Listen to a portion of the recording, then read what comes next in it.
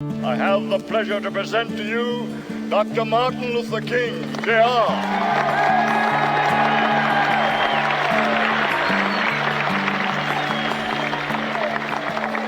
I am happy to join with you today in what will go down in history as the greatest demonstration for freedom in the history of our nation.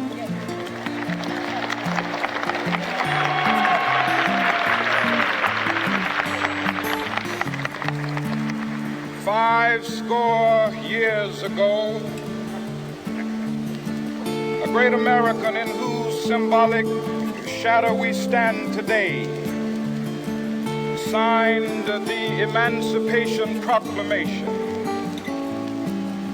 This momentous decree came as a great beacon light of hope to millions of Negro slaves who had been seared in the flames of withering injustice. It came as a joyous daybreak to end the long night of their captivity. But 100 years later, the Negro still is not free. 100 years later, the life of the Negro is still sadly crippled by the manacles of segregation and the chains of discrimination. 100 years later, the Negro lives on a lonely island of poverty in the midst of a vast ocean of material prosperity. 100 years later, the Negro is still languished in the corners of American society and finds himself in exile in his own land. So we've come here today to dramatize a shameful condition. In a sense, we've come to our nation's capital to cash a check. When the architects of our republic wrote the magnificent words of the Constitution and the Declaration of Independence, they were signing a promissory note to which every American was to fall heir. This note was a promise that all men, yes, black men as well as white men, would be guaranteed the unalienable rights of life, liberty, and the pursuit of happiness. It is obvious today that America has defaulted on this promissory note insofar as her citizens of color are concerned. Instead of honoring this sacred obligation, America has given the Negro people a bad check, a check which has come back marked insufficient funds.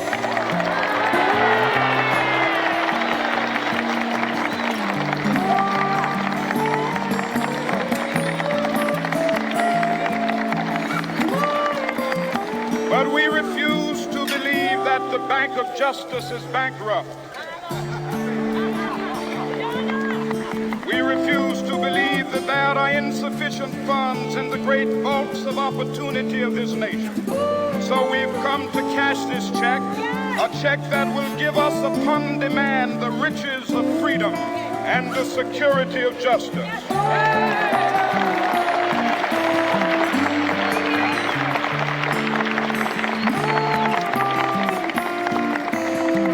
We have also come to this hallowed spot to remind America of the fierce urgency of now. This is no time to engage in the luxury of cooling off or to take the tranquilizing drug of gradualism.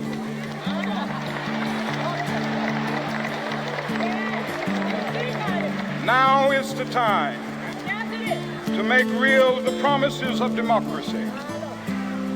Now is the time to rise from the dark and desolate valley of segregation to the sunlit path of racial justice. Now is the time to lift our nation from the quicksands of racial injustice to the solid rock of brotherhood. Now is the time to make justice a reality for all of God's children. It would be fatal for the nation to overlook the urgency of the moment. This sweltering summit of the Negro's legitimate discontent will not pass until that is an invigorating autumn of freedom and equality. 1963 is not an end, but a beginning. Those who hope that the Negro needed to blow off steam and will now be content will have a rude awakening if the nation returns to business as usual.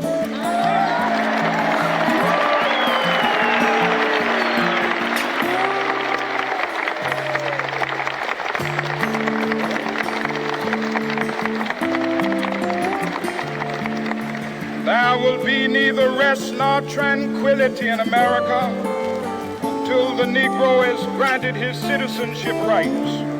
The whirlwinds of revolt will continue to shake the foundations of our nation until the bright day of justice emerges. But that is something that I must say to my people who stand on the warm threshold which leads into the palace of justice. In the process of gaining our rightful place, we must not be guilty of wrongful deeds. Let us not seek to satisfy our thirst for freedom by drinking from the cup of bitterness and hatred.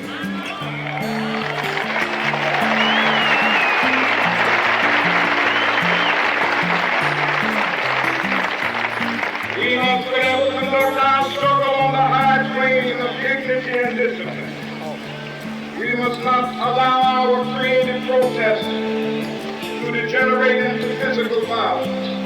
Again and again, we must rise to the majestic heights of meeting physical force with soul force. The marvelous new militancy which has engulfed the Negro community must not lead us to a distrust of all white people. For many of our white brothers, as evidenced by their presence here today, have come to realize that their destiny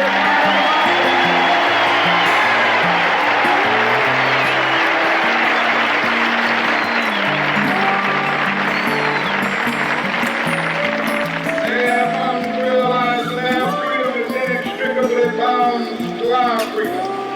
We cannot walk alone. As we walk, we must make the pledge that we shall always march ahead. We cannot turn back. There are those who ask you, the devotees of civil rights, when will you be satisfied? We can never be satisfied as long as the Negro is the victim of the unspeakable horrors of police brutality. We can never be satisfied as long as our bodies, heavy with the fatigue of travel, cannot gain lodging in the motels of the highways and the hotels of the city.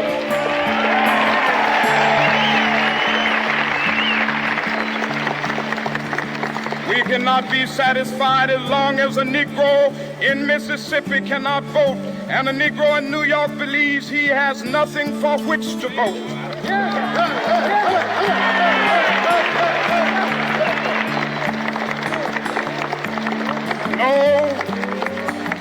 No, we are not satisfied, and we will not be satisfied until justice rolls down like waters and righteousness like a mighty stream.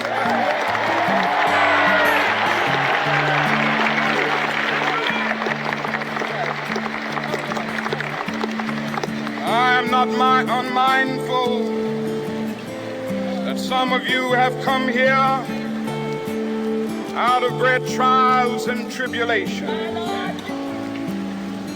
Some of you have come fresh from narrow jail cells. Some of you have come from areas where your quest for freedom left you battered by the storms of persecution and staggered by the winds of police brutality. You have been the veterans of creative suffering. Continue to work with the faith that unearned suffering is redemptive. Go back to Mississippi. Go back to Alabama. Go back to South Carolina. Go back to Georgia. Go back to Louisiana. Go back to the slums and ghettos of our northern cities, knowing that somehow this situation can and will be changed. Let us not wallow in the valley of despair. I say to you today, my friend,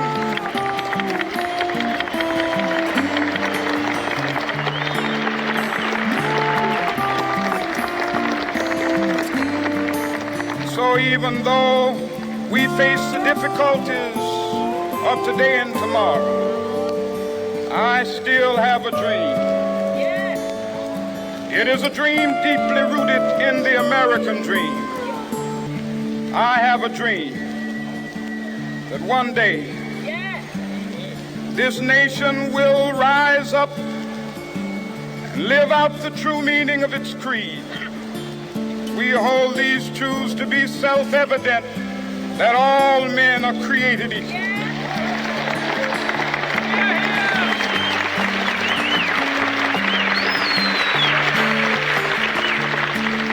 I have a dream that one day on the red hills of Georgia, the sons of former slaves and the sons of former slave owners will they be able to sit down together at the table of brotherhood. I have a dream that one day, even the state of Mississippi, a state sweltering with the heat of injustice, sweltering with the heat of oppression, be transformed into an oasis of freedom and justice. I have a dream that my 4 little children will one day live in a nation where they will not be judged by the color of their skin, but by the content of their character. I have a dream today.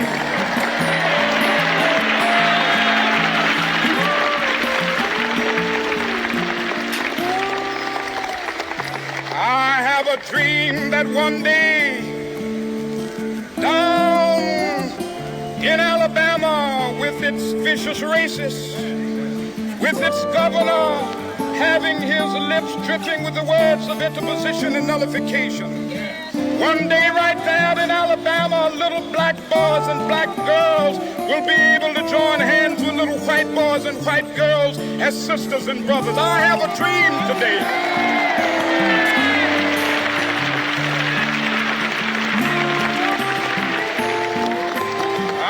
A dream that one day every valley shall be exalted, and every hill and mountain shall be made low, the rough places will be made plain, and the crooked places will be made straight, and the glory of the Lord shall be revealed, and all flesh shall see it together. This is our hope. This is a faith that I go back to the South with. With this faith, we will be able to hew out of the mountain of despair a stone of hope. With this faith, we will be able to transform the jangling discords of our nation into a beautiful symphony of brotherhood. With this faith, we will be able to work together, to pray together, to struggle together, to go to jail together, to stand up for freedom together, knowing that we will be free one day. This will be the day. This will be the day when all of God's children be able to sing with new meaning, my country, tears of thee. Sweet land of liberty, of thee I sing. Land where my fathers died, land of the pilgrim's pride. From every mountainside, let freedom ring. And if America is to be a great nation, this must become true. So let freedom ring. From the prodigious hilltops of New Hampshire, let freedom ring. From the mighty mountains of New York, let freedom ring. From the heightening Alleghenies of Pennsylvania, let freedom ring. From the snow-capped Rockies of Colorado, let freedom ring. From the curvaceous slopes of California. But not only that, let freedom ring from Stone Mountain of Georgia. Let freedom ring from Lookout Mountain of Tennessee. Let freedom ring from every hill and molehill of Mississippi, from every mountainside. Let freedom ring, and when this happens, when we allow freedom to ring, when we let it ring from every village and every hamlet, from every state and every city, we will be able to speed up that day when all of God's children, black men and white men, Jews and Gentiles, Protestants and Catholics, will be able to join hands and sing in the words of the old Negro spiritual, free at last, free at last. Thank God Almighty, we are free at last.